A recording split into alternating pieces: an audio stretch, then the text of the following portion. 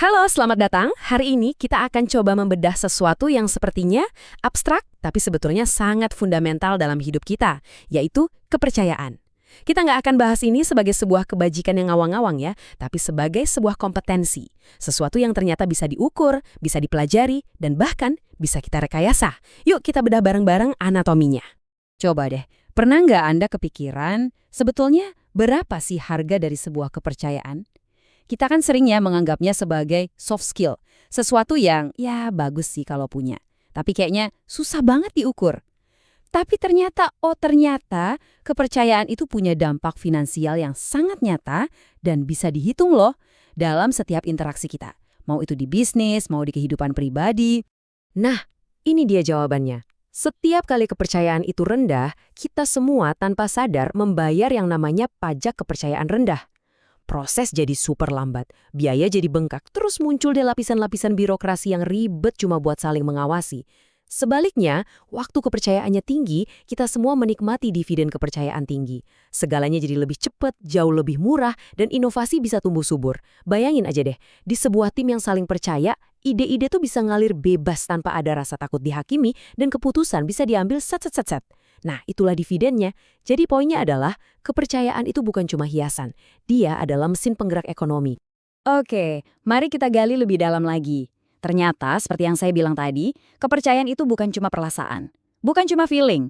Kepercayaan itu bisa dipecah menjadi sebuah rumus matematis. Iya, beneran.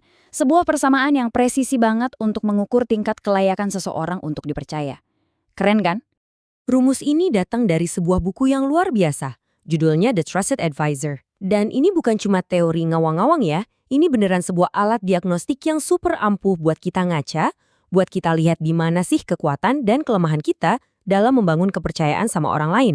Entah itu sama klien, rekan kerja, atau bahkan sama pasangan hidup kita. Dan inilah dia rumusnya. T sama dengan C ditambah R ditambah I, lalu semuanya dibagi S. Kelihatannya sederhana banget ya, tapi jangan salah, di balik kesederhanaan ini maknanya dalam banget. Persamaan ini membedah kepercayaan jadi 4 variabel yang jelas dan yang paling penting bisa kita kelola. Yuk, kita bedah satu-satu. Di bagian atas, pembilangnya, kita punya C untuk kredibilitas. Ini soal keahlian Anda, soal omongan Anda bisa dipegang atau enggak. Lalu ada R untuk reliabilitas. Ini soal konsistensi tindakan Anda, janji ditepati atau enggak. Dan I untuk intimasi, rasa aman yang Anda ciptakan buat orang lain. Nah, ketiganya ini adalah pembangun kepercayaan. Tapi, perhatikan deh bagian bawahnya.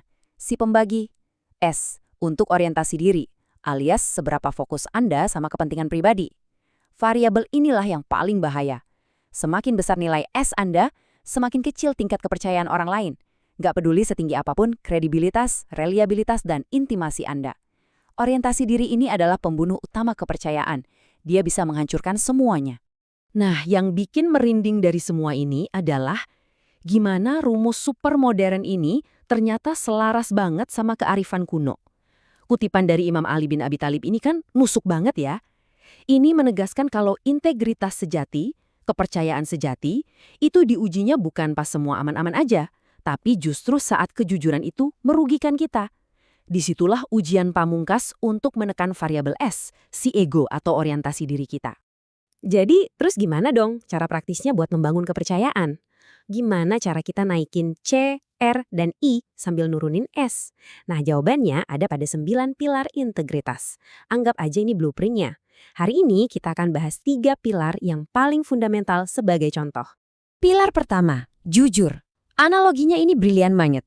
Jadilah seperti cermin datar yang memantulkan realitas persis apa adanya. Bukan cermin cembung yang melebih-lebihkan pencapaian kita biar kelihatan lebih hebat, atau cermin cekung yang mengecilkan kesalahan kita biar kelihatan sepele. Bukan. Jujur itu artinya menyelaraskan kata-kata dengan realitas secara absolut, tanpa distorsi sedikit pun demi kepentingan pribadi. Kedua, tanggung jawab. Ini bukan cuma soal nyelesain tugas ya, ini lebih dalam dari itu. Ini tentang menolak mentalitas jadi korban. Orang yang bertanggung jawab itu nggak nyalain keadaan, nggak nyalain cuaca, apalagi nyalain orang lain. Mereka pegang kendali. Analoginya wah ini kuat banget. Seorang nakoda yang bertanggung jawab atas kapalnya sampai titik darah penghabisan. Bukan yang pertama kali lompat ke skoci sambil nunjuk-nunjuk krunya. Dan pilar ketiga yang akan kita bahas, berani. Keberanian itu adalah bertindak berdasarkan prinsip, bahkan ketika ada ancaman atau tekanan besar untuk melakukan hal yang sebaliknya. Persis kayak ikan salmon yang berenang melawan arus yang deras banget. Itu susah, itu melelahkan, dan itu berbahaya.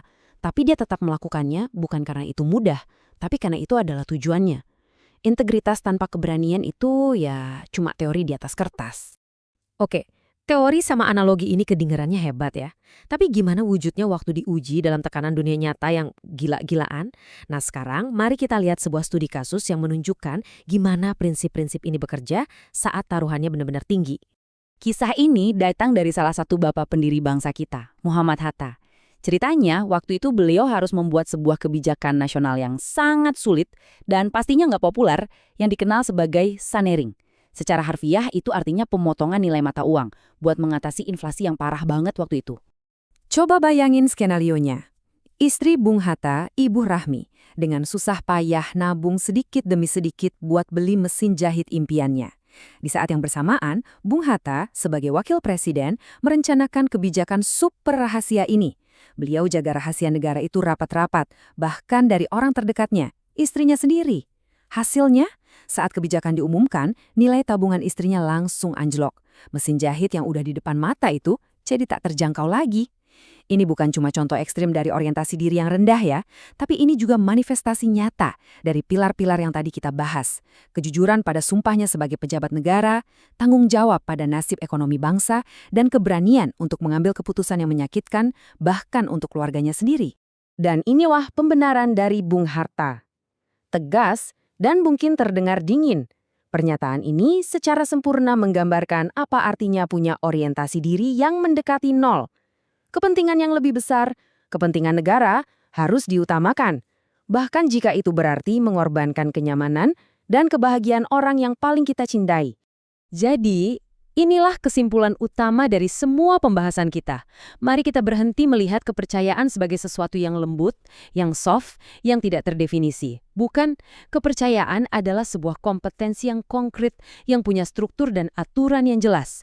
Ini adalah sebuah kemampuan yang bisa Anda pelajari, bisa Anda latih, dan bisa Anda bangun secara sadar dalam setiap aspek kehidupan Anda. Sebagai penutup, saya mau tinggalkan Anda dengan satu pertanyaan untuk direnungkan. Setelah kita melihat keempat variabel ini, kredibilitas, reliabilitas, intimasi, dan terutama orientasi diri, coba jujur pada diri sendiri, mana yang menjadi area pengembangan terbesar bagi Anda. Memahami ini adalah langkah pertama untuk menjadi pribadi yang benar-benar bisa dipercaya. Terima kasih sudah menyimak.